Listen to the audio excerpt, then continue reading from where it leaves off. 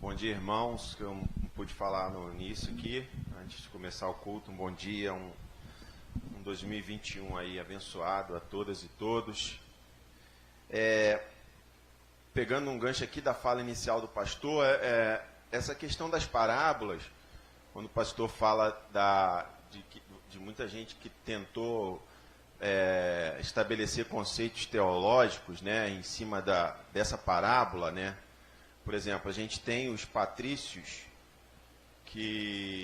alguns patrícios, ou seja, alguns pais, considerados pais da igreja, né, que, interpretando essa palavra, trouxeram discussões sobre a existência da alma, ou se a alma existe ou não existe, é vida em si mesma, né? Irineu, ele foi um dos que, entre outras interpretações, usa esse texto para discutir esse assunto, né? Também se usa essa parábola para discutir a doutrina das últimas coisas, né? Tertuliano, pai da Igreja do Ocidente, também, interpretando essa parábola, quis discutir essas questões. O próprio Ambrósio, bispo de Milão, que inclusive foi batizado por Santo Agostinho, também levantou questões teológicas sobre essa questão entre o que acontece com a alma entre a morte, o período da morte e o juízo, né? Onde a alma fica, o que acontece com ela. Eu não interpreto essa parábola e as parábolas no sentido de você querer constituir dogmas, porque é muito complicado você usar as parábolas para constituir dogmas, porque não é essa a intenção de Jesus. Então, ainda no gancho da fala inicial do pastor, o entendimento dessa parábola, e a gente chega nessa parábola que hoje, depende muito do nosso óculos hermenêutico, né? Eu estou com um óculos aqui. O que seria um óculos hermenêutico? Eu tenho um óculos para leitura. Esse óculos que eu coloco aqui facilita eu enxergar letras menores. Se eu tiro esse óculos, eu tenho dificuldade. Domingo passado eu esqueci o óculos em casa, eu tive que... Ainda bem que no tablet você tem a opção de ampliar as letras. Se eu tivesse com a minha Bíblia de papel, eu ia ter dificuldade. Mas o óculos hermenêutico são... a partir de que lugar você sai para entender o texto. Eu procuro usar um princípio.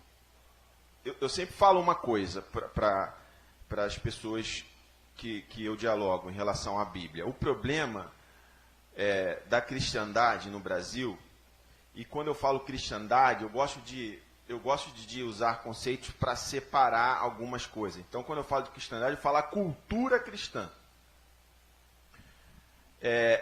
O problema do Brasil não é a leitura da Bíblia. Nós somos um dos países, acho que a gente só fica atrás dos Estados Unidos, que o maior número de vendas de Bíblias. O problema da cristandade no Brasil é como a gente lê a Bíblia. Essa é a questão. Porque ao longo da história e hoje, um monte de absurdos são construídos em cima com base bíblica, né? Então, o que eu procuro fazer? Eu tenho um óculos hermenêutico, um filtro hermenêutico que me ajuda a interpretar a Bíblia. Esse óculos hermenêutico é Jesus. Eu sempre leio a Bíblia a partir do exemplo de vida, da própria vida de Jesus e dos seus ensinamentos. Tanto o Antigo Testamento, quanto as cartas paulinas, quanto o livro do Apocalipse, sempre por esse filtro hermenêutico, esse filtro interpretativo. É ele que me conduz. Não quer dizer que a gente não use outras ferramentas. Não. A análise, a interpretar um texto, você tem várias ferramentas que a hermenêutica te oferece para entender um texto. Mas para mim esse é central.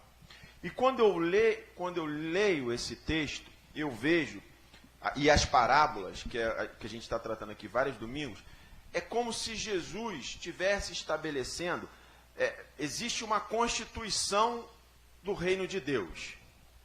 Né? O que é uma constituição? São as regras de convivência de um Estado.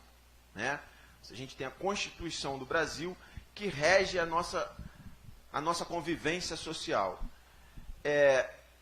As parábolas é como se fosse a interpretação moral da Constituição do reino de Deus. É como se Jesus estivesse descrevendo para nós como deve ser o nosso comportamento moral e ético no seu reino. E aqui, nessa passagem, eu acho que ele continua seguindo esse princípio.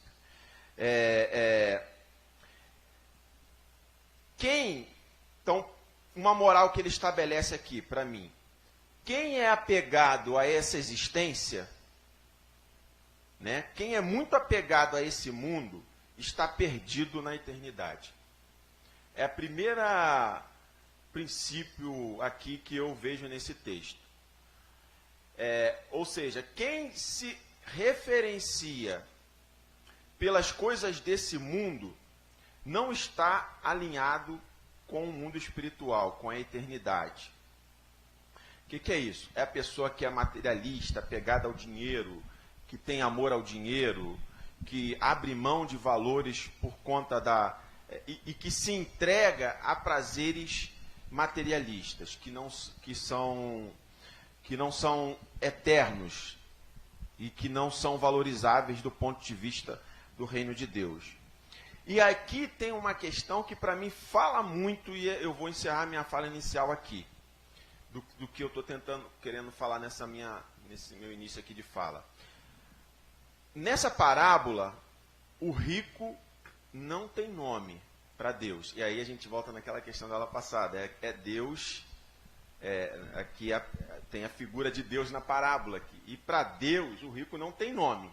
Para Deus, quem tem nome é o pobre, é o miserável, é o que nessa vida é desvalorizado, desconsiderado, deixado de lado, que não é visto, que não é acolhido por aqueles que, naquela sociedade de Jesus, eram valorizados. Jesus, nessa parábola, ele está ditando para nós o seguinte: o que vocês têm valorizado nesse mundo, enquanto igreja? O que tem sido priorizado para vocês nesse mundo?